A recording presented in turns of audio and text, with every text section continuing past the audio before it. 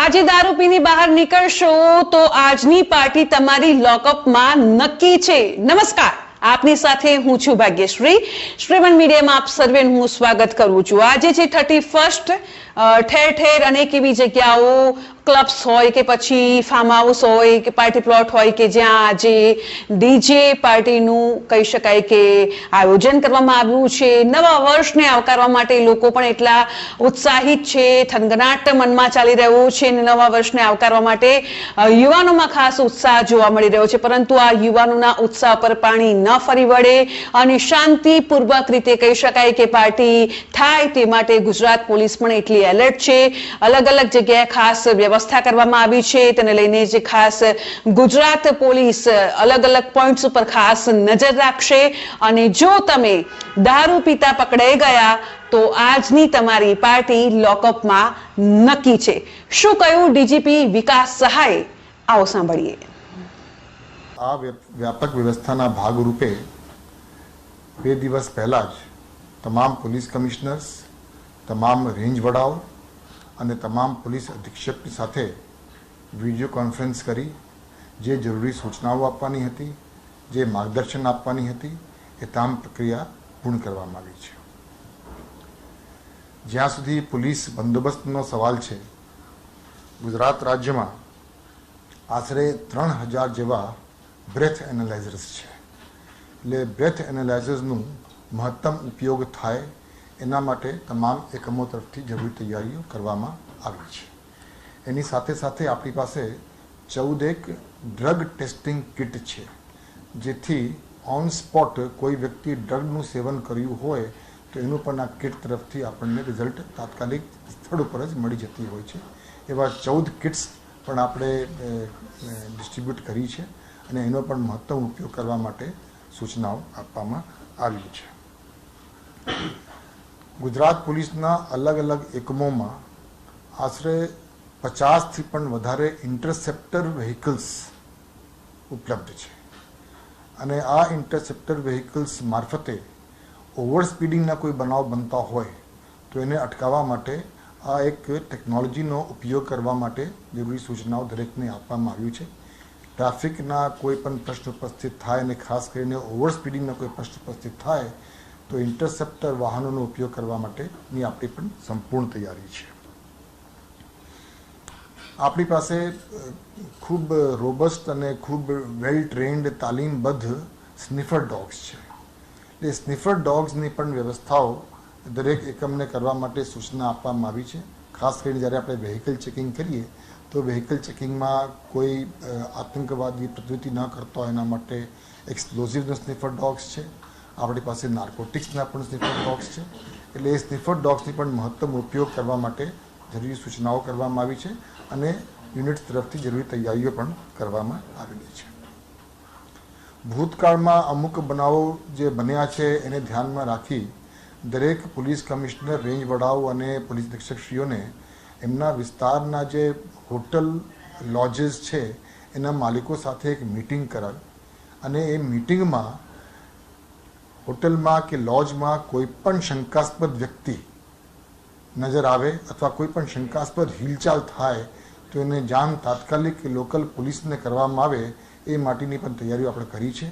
અને અહીંયા ખાસ એક વાતનો ઉલ્લેખ કરવા માગું છું, એ ખૂબ ઐતિહાસિક કદમ ગુજરાત સરકાર તરફથી લેવામાં આવ્યું છે અને હવે ગુજરાત રાજ્યના દરેક પોલીસ સ્ટેશનના જે ઇન્ચાર્જ વ્યક્તિ છે, પીઆઈ અથવા પીએસઆઈ, અને દરેક પોલીસ સ્ટેશનના જે એસએચઓ છે એ લોકોને એક કાયમી નંબર, મોબાઈલ નંબરની ફાળવણી કરવામાં આવી છે, જે પહેલાં હતું નહીં।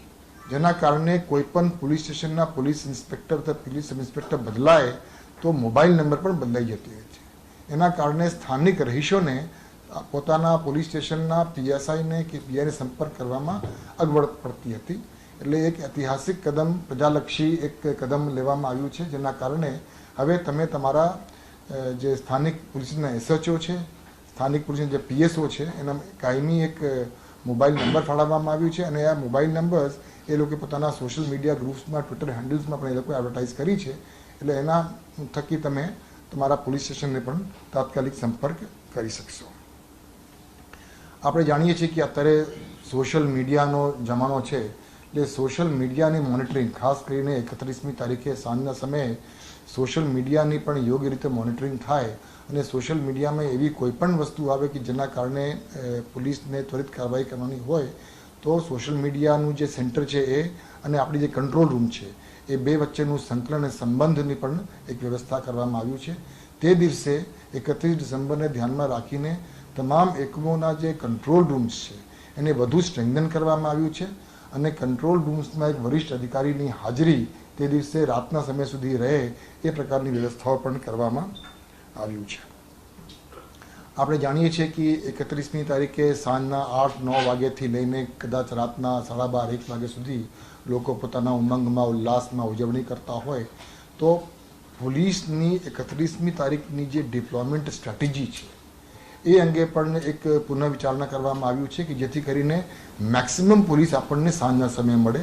કદાચ તે દિવસે સવારના સમયમાં ઓછા પોલીસ આવે પણ સાંજે 8-9 વાગ્યા પછી મેક્સિમમ ડિપ્લોયમેન્ટ સ્થાનિક પોલીસની પણ થાય અને મેક્સિમમ ડિપ્લોયમેન્ટ ટ્રાફિક પોલીસની થાય. એ બંને માટેની વ્યવસ્થાઓ કરવામાં આવી છે એની સમીક્ષા કરવામાં આવી છે. મેક્સિમમ મેન પાવર તે દિવસે આપણને ઉપયોગમાં રહે એ પ્રકારની વ્યવસ્થાઓ પણ કરવામાં આવી છે. ખાસ કરીને જે જગ્યાઓ ખૂબ ભીડભાડ થતી હોય એ જગ્યા ટ્રાફિક નિયમનની બાબત છે. એ ટ્રાફિક પોલીસની સાથે સાથે ટ્રાફિક રિફ્લેક્ટિવ જેકેટ્સની વાત છે, રિફ્લેક્ટિવ બેટન્સની વાત છે. એટલે લોકોને સરળતા રહે એના માટે તમામ તૈયારીઓ ગુજરાત પોલીસ તરફથી કરવામાં આવી છે. આપણી બહેન દીકરીઓને કોઈ પણ પ્રકારની તકલીફ ન પડે એના માટે તમામ શી ટીમ્સ તે દિવસે પણ એલર્ટ રહેશે, પેટ્રોલિંગમાં રહેશે. આપ જાણો છો કે દરેક પોલીસ સ્ટેશનમાં એક મહિલા હેલ્પલાઇન પણ છે અને મહિલા હેલ્પ ડેસ્ક છે દરેક પોલીસ સ્ટેશનમાં. એટલે મહિલા હેલ્પ ડેસ્ક પણ તે દિવસે દરેક પોલીસ સ્ટેશનમાં કાર્યરત થાય અને એલર્ટ રહે એ અંગે પણ તમામને જરૂરી સૂચનાઓ આપવામાં આવી છે.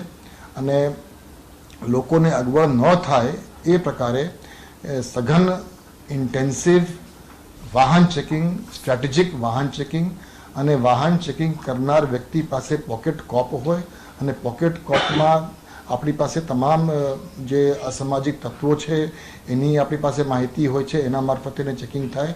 એટલે સ્ટ્રેટેજિક રીતે ઇન્ટેન્સિવ વાહન ચેકિંગ પણ કરવામાં આવે એ પ્રકારની વ્યવસ્થાઓ પણ કરવામાં આવી છે. ટૂંકમાં ગુજરાત પોલીસ 31 તારીખની જે ઉજવણી થનાર છે એમાં સંપૂર્ણ તૈયારી સાથે વ્યવસ્થાઓ એમને કરી છે. ધન્યવાદ.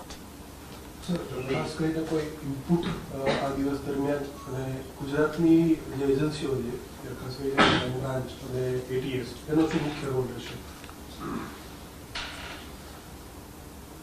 આ ક્રાઇમ બ્રાન્ચ અને એટીએસને પણ એલર્ટ રહેવા માટે મેં તમને વાત કરી કે આ સોશિયલ મીડિયા મોનિટરિંગ જે છે એ સોશિયલ મીડિયા મોનિટરિંગની મેં જે વાત કરી છે એ ખાસ એના માટે છે કે સોશિયલ મીડિયા પર આ પ્રકારનું કોઈ પણ વસ્તુ આપણા ધ્યાન ઉપર આવે તો એમાં ત્વરિત કામગીરી કરી શકે.